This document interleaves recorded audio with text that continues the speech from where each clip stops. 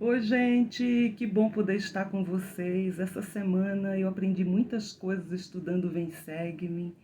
E eu também pude parar para refletir sobre muita coisa, inclusive sobre o nosso ano que já está acabando, de como esse ano voou, de quantas coisas nós aprendemos juntos sobre o Velho Testamento. E eu fiquei meditando e eu gostaria de saber de vocês. Quando vocês estudaram o Velho Testamento este ano, qual foi a sensação? Era a sensação de que isso foi escrito para aqueles povos antigos, para o povo de Israel? Ou que este livro falava para você? Cada vez que você escutava sobre um profeta, a sensação é que aqueles ensinamentos eram somente para aquele povo ou para você também? Você sentiu a bênção e a alegria de ter um profeta vivo? E essa semana eu pude meditar muito, eu pude pensar muito sobre o Velho Testamento. E como este livro é um testemunho do Deus vivo. Como é maravilhoso termos as Escrituras, poder ter esse guia, essas cartas que o nosso Pai enviou para a gente. E hoje eu gostaria de falar um pouquinho sobre Ageu e sobre Zacarias. Mas eu vou te contar o que mais me chamou a atenção. Nós precisamos lembrar que os israelitas, esse povo do convênio, havia sido disperso, havia sido levado cativo, e que os judeus haviam sido levados de Jerusalém para a Babilônia. Vocês lembram disso? E eles foram levados para a Babilônia, mas o Senhor prometeu que um dia eles voltariam para reconstruir Jerusalém, para reconstruir o templo. E aí nós vimos já em aulas passadas como esse império babilônico acabou ruindo. E de como Ciro, que era persa, conquistou a Babilônia. E quando ele assumiu, ele permitiu que os judeus pudessem retornar à sua cidade, pudessem reconstruir Jerusalém, pudessem reconstruir o templo. Mas aí alguma coisa muito interessante acontece. Eles têm a bênção de voltar para Jerusalém. E eles ficam muito animados com isso. Eles logo retomam e começam as obras do templo. Mas aí, quando eles perceberam que era muito esforço, o que acontece? Eles desanimam. E o templo não está finalizado. Então é nesse momento que o Senhor chama Ageu para repreender este povo, para lembrar qual deveriam ser os objetivos deles, ou a perspectiva deles. E chama Zacarias, que são contemporâneos. Esse Zacarias não é o mesmo, tá, gente? Não é o mesmo do Novo Testamento. Então, olha que interessante, porque a gente pode ficar pensando, né, que às vezes isso também acontece na nossa vida. Quantas vezes a gente começa a realizar uma tarefa com toda a vontade, mas de repente vêm os desafios, a gente perde o foco, perde a visão, desanimamos, achamos que o esforço é grande e desistimos. Desistimos antes de finalizar. Ou quantas vezes nós esquecemos das bênçãos que nós recebemos.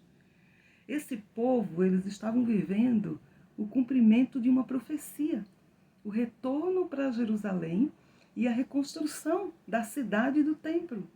Mas muitos deles não perceberam que eles faziam parte de um momento grandioso da história. Mas não é assim conosco? Às vezes a gente não percebe o momento histórico que vivemos. Nós não percebemos o momento que vivemos e que tantos profetas falaram. Então era assim. Esse povo não conseguiu ver que eles faziam parte desse momento tão grandioso. Ao mesmo tempo eu fico imaginando eles voltarem para uma Jerusalém completamente destruída, em ruínas, onde eles tinham que começar do zero. E aí é interessante, porque eles não tinham que reconstruir somente a cidade ou o templo, mas eles tinham que aprender a reconstruir-se. E quantas vezes é assim na nossa vida?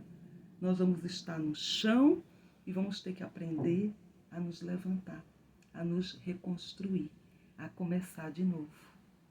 é maravilhoso o Evangelho, é maravilhosa as Escrituras, porque elas nos dão esse ânimo, essa força de que nós podemos, de que nós podemos. E é essa sensação que eu tive ao ler, né? Ageu, ele ensina muitas coisas, ele adverte muitas coisas, mas entre as coisas que mais me marcou, ele diz assim: considerai vossos caminhos. Ou seja, observai o vosso caminho, observai as vossas escolhas, para onde você está indo. Né? O foco tinha que ser o templo, essa construção, mas não estava sendo. Mais adiante, Zacarias, ele vai dar todo o ânimo ao povo. E é interessante porque Zacarias é um profeta. E um profeta, ele vai profetizar.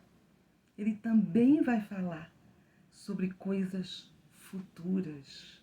Olha que interessante, né? Nós já vimos isso em uma outra aula, sobre o profeta como um revelador. Aquilo que ele vai profetizar coisas que as pessoas desconhecem. E é tão interessante porque Zacarias, ele fala sobre Cristo. Ele fala sobre Cristo que nasceria, sobre a expiação, né, que ele pagaria, o preço que ele pagaria por todos os nossos pecados. Ele fala que Cristo, inclusive, seria, né, vendido por 30 moedas de prata. Olha só, gente, Cristo sequer havia nascido, mas um profeta é isso, ele revela, ele está falando o que aconteceria muitos anos depois. E não só isso, ele fala sobre Cristo, né, através da expiação dele, da ressurreição, coisas que aconteceriam no mundo espiritual. Eu achei linda essa escritura, deixa eu ver se eu acho aqui, que ele fala assim: ainda quanto a ti, por causa do sangue de tua aliança, libertei o sangue, né, por conta do sangue do convênio, da aliança, o sangue de Cristo, libertei os teus presos da cova, em que não havia água. Quem são os presos libertados da cova, em que não há água? Exatamente, esses presos de esperança, que a esperança acendeu através da expiação de Cristo. Esses presos são aqueles que estão no mundo espiritual, aguardando o batismo, e que ele diz aqui, ó, presos da cova, em que não havia água. Ou seja, uma pessoa não pode se batizar, porque no mundo espiritual não há água, não é um mundo físico. Então, quando a gente lê as profecias de Zacarias, a gente diz, gente, temos um profeta de Deus que falava a esse povo, mas esse povo não ouvia muitas vezes. Não é diferente de nós, não é diferente do nosso tempo, da nossa época. Nós temos o profeta nos falando muitas coisas, mas será que a gente ouve? Será que a gente põe em prática? E é isso que Zacarias vai fazer. Ele vai exortar esse povo, ele vai chamar esse povo ao arrependimento e vai dizer, vamos lá, vamos ter que construir essa casa ao Senhor. Vamos terminar aquilo que nós começamos. E nesse momento, Zacarias ele começa a ter muitas visões. E as visões elas têm um motivo, né? Porque as pessoas estavam ali desanimadas, muitas já sem fé, muitas achavam que o Senhor não lembrava deles. E aí Zacarias tem muitas visões. E essas visões têm um objetivo, de fazer lembrar ao povo que o Senhor envia mensageiros, que o Senhor não esqueceu deles. E há muito simbolismo, muita coisa que a gente aprende nessas visões, muita coisa que a gente pode aprender para a nossa vida. E mais que tudo, gente, a bênção de se ter um profeta. E o Senhor menciona isso, né? Por acaso eu não coloquei um profeta? Ou seja, o amor do Senhor é tão grande para os seus filhos que ele não desiste. E ele deixou profetas para guiar o povo, para ajudar nesse momento em que o povo se desviasse do caminho, esquecesse qual era o caminho que deveria seguir, esquecesse de terminar, esquecesse dos seus objetivos. E essa aula no Manual do Instituto, ela é muito linda e ela mostra cada detalhe das visões que Zacarias teve, como nós podemos aplicar na nossa vida. No final da aula, ela remete a um discurso do presidente Monson, que ele deu numa conferência geral, e que é um dos meus preferidos, que eu já mencionei para vocês e que eu gostaria de relembrar nessa aula. É quando ele fala sobre Salt Lake, né, sobre Lago Salgado, sobre a cidade que tem muitos prédios e que é comum na hora do almoço as pessoas descerem dos prédios, né, onde ficam fechadas, para poder respirar um pouco de ar puro. E as pessoas costumam ir olhar as lojas e muitas ficam olhando as vitrines. E de que o próprio presidente Monson disse que muitas vezes ele também se viu olhando as vitrines. E quando ele conta aquela história que ele estava numa loja de móveis, e ele disse que eram móveis extremamente elegantes, sofás luxuosos, lustres, cadeiras impecáveis, mas ele disse que o que chamou a atenção dele não foi nada disso, mas foi um cartaz pequenininho do lado da vitrine que dizia: precisamos de oficial de acabamento. Exatamente, esse profissional de acabamento. E o presidente Monson, ele fala sobre a necessidade de sermos finalizadores, de sermos acabadores, de começarmos uma tarefa e de terminarmos. E a gente vê isso com o próprio Salvador. O próprio Salvador, ele diz: terminada, finalizada está a obra. Eu vim porque o Pai me enviou. Ele concluiu a sua obra, ele terminou. Mas às vezes nós desistimos. E desistimos muito facilmente. Às vezes nós desistimos e não pensamos que aquilo que nós teremos de resultado no futuro é exatamente as escolhas que nós fazemos hoje. Os israelitas esqueceram. Eles esqueceram à medida que eles construíam o templo, já fazia 15 anos e eles não terminavam. Eles perderam o foco, começaram a olhar outras coisas, a se distrair. E eles esqueceram de quão era importante obedecer ao Senhor, andar nos seus caminhos, andar nos seus estatutos, ter um objetivo. E o presidente Monson, nesse discurso, eu peguei aqui o manual, gente, ele está na conferência de 1970, na Conferência Geral de 1970. E ele fala sobre 6 marcas para que todos nós possamos ser finalizadores. Ele diz assim, sobre o verdadeiro finalista. Temos que levar em conta que muitas vezes as circunstâncias da nossa vida vão variar. As situações vão ser diferentes, mas essas marcas sempre vão estar lá. Aí ele fala que a primeira coisa que nós precisamos ter é a marca da visão. E o que é isso? Muitas vezes a gente perde de vista o nosso objetivo. Por que eu estou fazendo isso? Aonde isso vai me levar? Então, eu perco o meu objetivo. Então, quando os israelitas começaram a construir o templo, muitas vezes eles perderam o objetivo. E aí eles foram devagar, fizeram corpo mole, veio o desânimo, e lá se foram 15 anos, a obra não terminava.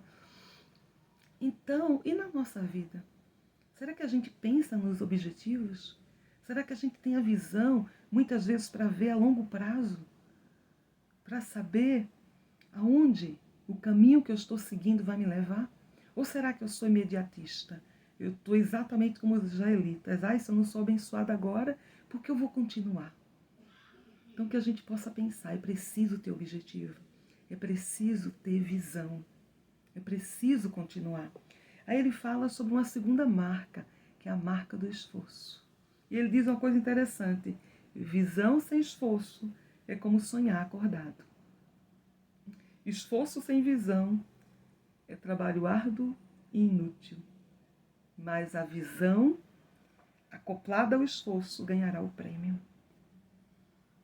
Então ele fala, inclusive, sobre a capacidade de fazer um segundo esforço. Então, muitas vezes, a gente também vai estar se esforçando. Mas, às vezes, se a gente se esforçar um pouco mais, a gente vai conseguir o resultado esperado. Mas, às vezes, a gente se esforça e começa a ter pena. Ah, eu estou me esforçando, não está funcionando, as coisas não estão dando certo. E a gente desiste. Mas não. Quando a gente está com mais vontade de desistir, é aí que a gente deve colocar esse impulso e esse esforço extra. Aí ele fala sobre uma terceira coisa, a marca da fé. E aí ele cita o que disse o salmista. É melhor confiar no Senhor do que confiar no homem. É melhor confiar no Senhor do que confiar nos príncipes. Então, ele fala que a fé não pode coexistir, não pode estar lá ao mesmo tempo que a dúvida. Ou eu tenho fé, ou eu tenho dúvida. E que a gente precisa dar espaço na nossa vida para a fé. Então, quando os israelitas estavam lá desanimando, sem fé, achava que Deus não se importava com eles, tinha um profeta para ajudá-los a lembrar das promessas do Senhor, a lembrar de que o Senhor estava sempre enviando mensageiros, enviando profetas, que eles precisavam confiar. Tinha um profeta, inclusive, que Zacarias ele fala sobre as ruas desabitadas de Jerusalém, e que agora ele podia ver, ele viu isso. Ele viu velhos e velhas caminhando pelas ruas. Ele viu crianças brincando. Ele viu famílias. Imagina você ver um lugar deserto e um profeta que tem essa visão de novamente a nova, vamos dizer assim, cidade, essa cidade reconstruída, cheia de gente, de pessoas. E ele vê isso. Zacarias é o profeta, ele enxerga isso pelos olhos da fé. E ele anima o povo a também sentir fé. Nós precisamos ter fé. Precisamos ter fé, ter esperança que as coisas vão melhorar, ter esperança que vamos conseguir nossos objetivos, ter esperança que nós podemos ser fiéis, que nós podemos guardar os mandamentos, que nós podemos acreditar. Por mais difíceis que estejam as coisas, temos um Deus que cumpre suas promessas. E aí ele fala sobre outra marca, quarta marca, a marca da virtude. E eu fiquei pensando, porque o profeta Zacarias, ele fala assim, ele vê os vestidos sujos. E ele fala sobre os vestidos sujos. O que é que seriam esses vestidos sujos, gente? São os nossos pecados. Era o pecado do povo de Israel. E é muito fácil pecar. Então aqui ele está falando sobre a virtude, né? E ele diz assim, que a virtude adorne teus pensamentos incessantemente. E quando a gente pensa sobre essa virtude, a gente pensa na questão moral, né? A gente pensa em não pensar mal do próximo, porque às vezes a gente é muito rápido em pensar mal de alguém, em tirar conclusões apressadas. A gente é muito rápido, às vezes, em pensar alguma coisa indevida. Então, que a virtude adorne o nosso pensamento. Que a gente não se manche ou não tenha os nossos vestidos sujos com o pecado. Então, isso é muito importante para que a gente seja um finalista, para que a gente chegue até o final, para que a gente persevere até o fim. Eu fico pensando, né, quando Zacarias, ele fala sobre essa Sião. Ele fala, alegrai-vos, filhos de Sião. Alegrai-vos, né? O Senhor pronto vem. É uma mensagem de fé, é uma mensagem de esperança. Mas para esse alegrar-se, eu preciso manter a virtude. Eu preciso ter uma vida digna, uma vida limpa para me alegrar. Ou não, eu viverei sempre com um peso na minha consciência. Então que a gente possa ter os nossos vestidos limpos. Limpos das manchas do mundo. Limpos de pecado. E isso, gente, é um exercício diário. É um pecar e se arrepender. É decidir e melhorar a vida. E focar naquilo que é mais importante.